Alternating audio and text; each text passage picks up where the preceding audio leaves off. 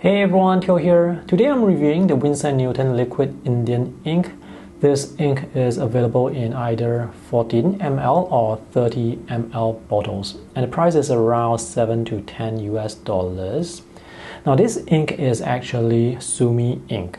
Sumi ink is created from ink sticks, and this ink is not waterproof, which is to say that it's water soluble. The ink is pigmented, so don't use this in a fountain pen. Make sure to mix the ink thoroughly before you use it because this is heavily pigmented. Now Winsor & Newton actually sells another Indian ink called the Black Indian ink, which is waterproof when dry. And the Black Indian ink is meant to be used with dip pens because that ink is meant to be used for drawing.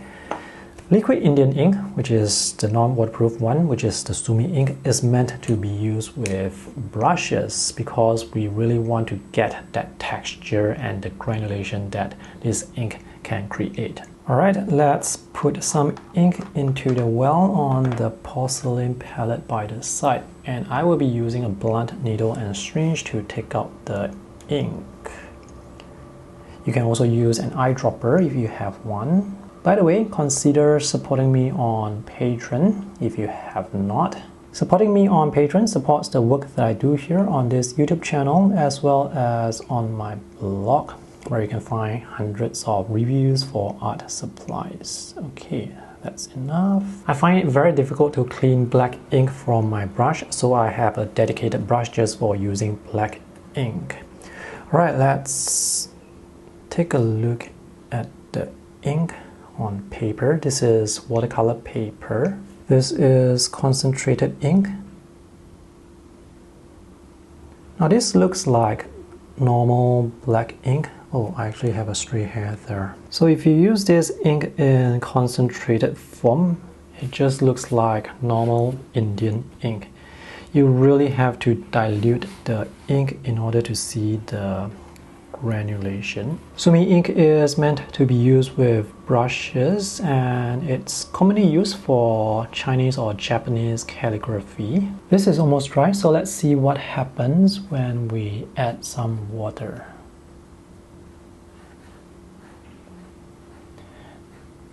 It's actually kind of water resistant. Okay, that's a little spot that was not dry. So that's the texture and granulation you can get with Sumi ink, and this is on watercolor paper with texture that is on the smoother side, but it's not cold press and it's also not hot press either. And now let's have the paper on rougher paper. This is cold press paper. So this paper has a lot more texture.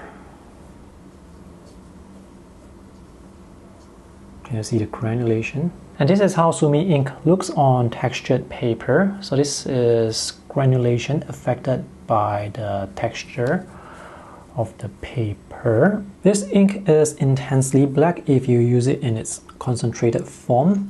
Now if you want to create a smooth gradation, you will have to add some water before you create the gradation because this ink is kind of thick. So that's the granulation on cold press watercolor paper, and the granulation looks really nice. And here we have a gradation from light to dark, and you can see the rough edges from my watercolor brush. If there is imperfection with the paper, you may see it in the granulation. And this ink dilutes really well. There are black inks that dilute to become cooler or warmer or more brown, but this ink dilutes to be a lighter version of the ink without any change in color temperature. See this effect here? This is due to the paper grain of this watercolor paper, which is handmade, so there is no obvious paper grain pattern. I'm not sure if you can see it clearly, but the black area is the pigment which has settled at the bottom of this mixing well. So that's why you must mix the ink properly before you use it. And now let's see how the ink performs when you use it for painting a sketch. So I'm going to test the different values by the side here. So this is the light value. This is a darker value. This looks like the same. And this is black. So I'm going to paint from light to dark, just like watercolor. And this was drawn with sketch ink, which is mixed with Noodler's bulletproof black, if I remember correctly. And on the right side, I have a sketch drawn with Creator Color Nero pencil.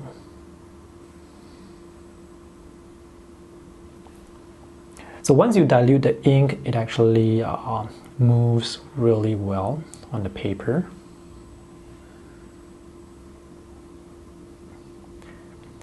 I would say it's better to use this ink on cold press paper where the texture is more obvious. So this is the smoother paper, which is like fine grain paper.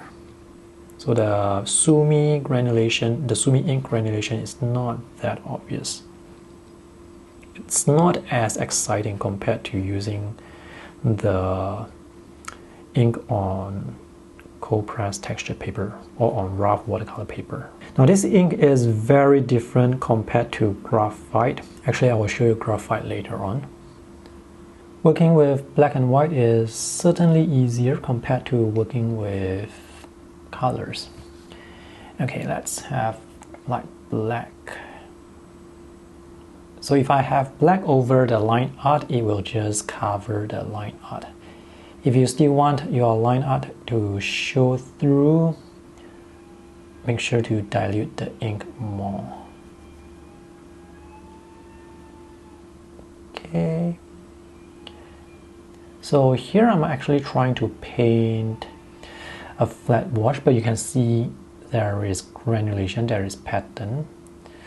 So if you really want to have a completely flat wash without any obvious pattern, this is definitely not the ink to use. You should go with India ink instead. This ink dries quite quickly, so if you want to use wet on wet techniques, be sure to work faster. So the highlight of this ink really is the granulation. If you are just using the ink to draw lines like this, you are probably not going to see much granulation. It's only when you use the ink to paint solid areas, big areas, that's when you will see the obvious granulation.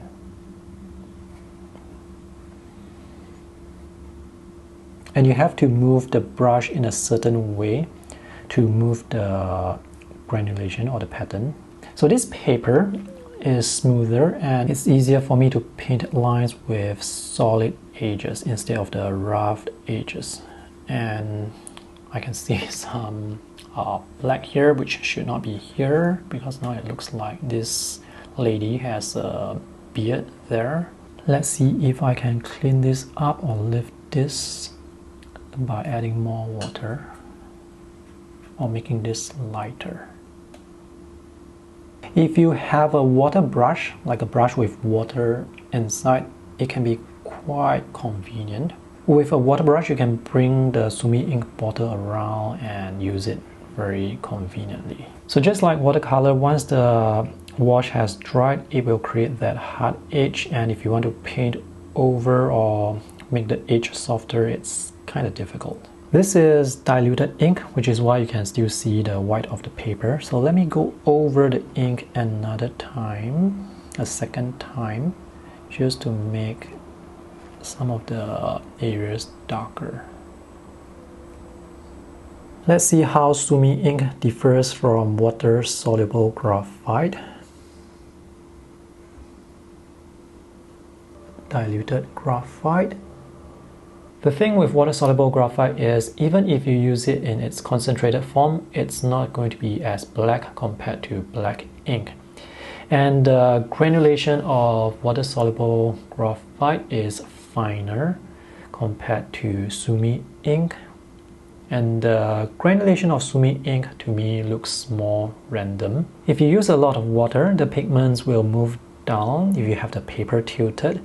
And when this dries, it's difficult to remove or lift, so just take note of that. So that was what happened here that gave this lady the beard earlier, but thankfully the wash was still wet, so I could move the pigments away by diluting the area. This was also painted with Sumi ink, so when the ink wash is dry, it does not smudge the opposite page, so Sumi ink is quite nice to work with. And this is another sketch also painted with Sumi ink. By the way, I have time-lapse tutorials for these two sketches, which I will link to in the video description below. And if you want to learn more about painting with Sumi ink, do check out my online courses on Skillshare as well as on Gumroad. Links are also in the video description below. Sumi ink is affordable and fun to use, so go try it. See you guys in the next video. Bye!